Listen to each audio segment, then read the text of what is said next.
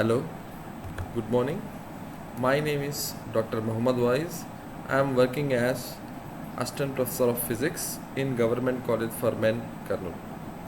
The topic of today's my presentation is on 8085 microprocessor and its architecture. This topic is very useful for the undergraduate students who are studying final year BSc, MPC, MPCS and for the BTech students. So let us start the topic 8085 microprocessor. We all know what is a computer. A computer is a programmable electronic device which can accept the data, process the data, gives the results and also it can store the result.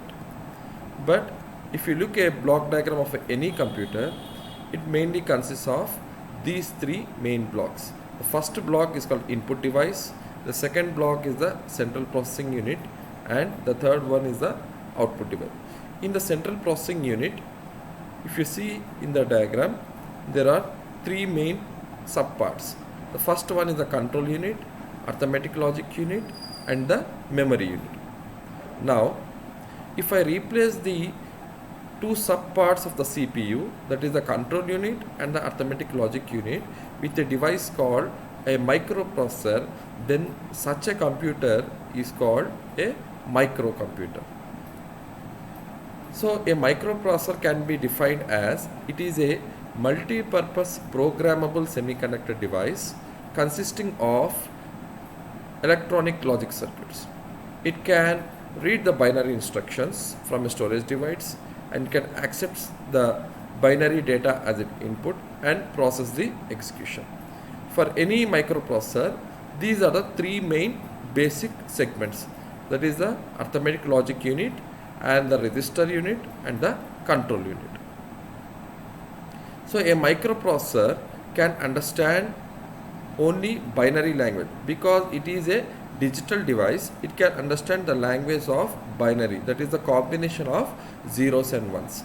So a 0 or 1 is called a bit. Bit is, that means a binary digit. So the microprocessor only can process and understand certain combination of bits. If you take 4 bits is called a nibble, combination of 8 bits is called byte and the combination of 16 bits is called word. And these are the number of microprocessors which were invented by different companies in the starting from 1880 to the present generation. You can see here each microprocessor came in the different years with a different type of transistors, the data width and the clock speed. Now today in this class we are going to discuss the basic of all the microprocessors, that is the Intel 8085. As the name suggests, Intel, this microprocessor was invented by Intel. So it came in the year 1976. It is a 40-pin device with a clock speed of 3 MHz. The maximum addressing capacity, that is the capacity of memory the microprocessor can address, is 64 kilobyte. So in those years, that is the 1976, almost Intel sold 100 million copies of this processor. So this processor was a super hit. Now let us see the internal block diagram of this 8085 microprocessor. It is clear from the picture that there are number of components which are involved in the internal block diagram. So let us discuss one by one. The first block diagram you can see here is called this arithmetic and logic unit.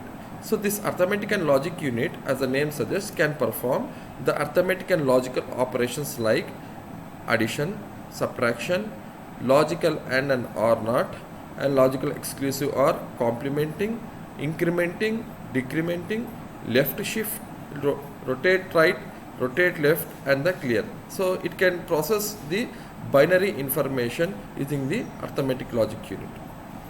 The second very important part of the microprocessor is the register A, which is also called as accumulator. So this accumulator works in coordination with arithmetic logic unit. So the main purpose of the accumulator is it serves as source of one of the operands in the arithmetic and logic operation. In any arithmetic operation, for example, if you take the case of addition, we require two operands. So one operand must be present in the accumulator. The second operand can be anywhere in any one of the registers or the memory. So after the arithmetic and logic operations, the result is again stored in the accumulator.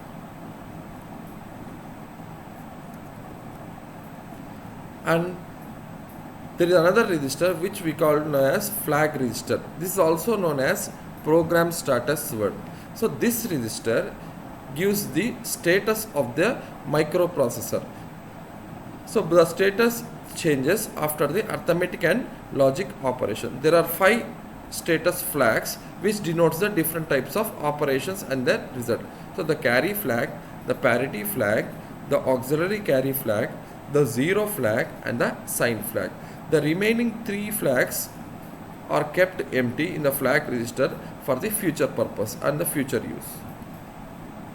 So the carry flag is set or reset, that it becomes 1 or 0. Set means 1, reset means 0, depending upon the arithmetic and logic operation. That is, if the addition operation results in a carry, then the carry flag is set. If it results in a no carry, then the carry flag is reset. Similarly, the parity flag is set if the result is in the accumulator is having even number of ones. The auxiliary carry flag is set when during the arithmetic logic operations there is a flow of bit from D3 to D4. The zero flag is set if the arithmetic and logical operation results in a 0. Similarly, the sign flag is set if the result of the ALU operation is negative. And there is another register which we call as a program counter.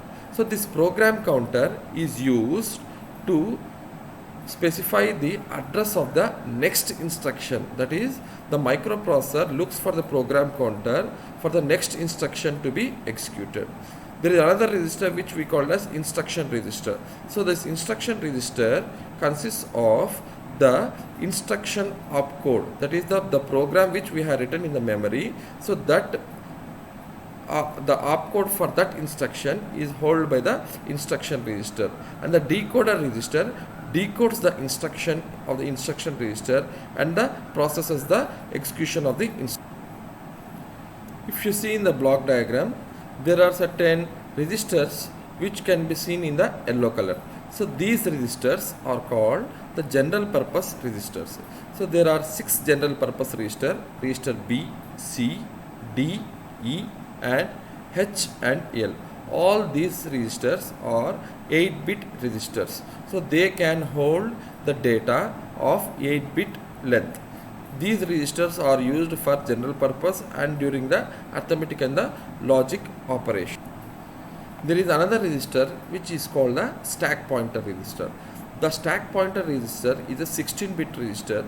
This register is used to store the stack address. Stack is nothing but a certain part of memory area is reserved by the microprocessor to hold the address during the push and the pop operation. So the stack pointer register stores the stack top address. So the data can be flown out or flown into the stack with the help of push and pop operations. This is usually accessed using an operation is called LIFO. LIFO means last in and first out. And the microprocessor consists of 3 types of buses. The first type of bus is called the address bus. The length of the address bus is 16 lines starting from A0 to 815. So this bus is a unidirectional bus that the data can flow only in one direction. Because the microprocessor is having 16 address lines, it can address a maximum memory location of 2 to the power of 16, that is 64 KB of memory. The second type of bus of microprocessor is called the data bus. The width of the data bus in 8085 microprocessor is 8-bit. So in the data bus, the data can flow in both directions, that is from the peripheral to memory, memory to peripheral, or from memory to any microprocessor or microprocessor to any memory. The third type of bus of the microprocessor is called the control bus. So this control bus is generally used to carry on the signal lines like read operation, write operation to the other internal parts of the microprocessor. And there are mainly two types of interrupts in the microprocessor. That is, the microprocessor can be interrupted from any operation by using a mechanism called interrupt mechanism. So these are the different types of hardware interrupts. There are 5 hardware interrupts like INTR, RST 5.5, RST 6.5, RST 7.5 and TRAP trap. So of these 5, the 4 interrupts are maskable, that is they can be started from coming, and the last one is called the trap. It is called the non-maskable interrupt. And there are 8 software interrupts. By using the software instruction RST, the microprocessor can be interrupted from the execution. So there are 8 software interrupts starting from RST 0 to RST 7. So thank you very much for giving me this opportunity. I hope you have understood the architecture of 8085. So thank you.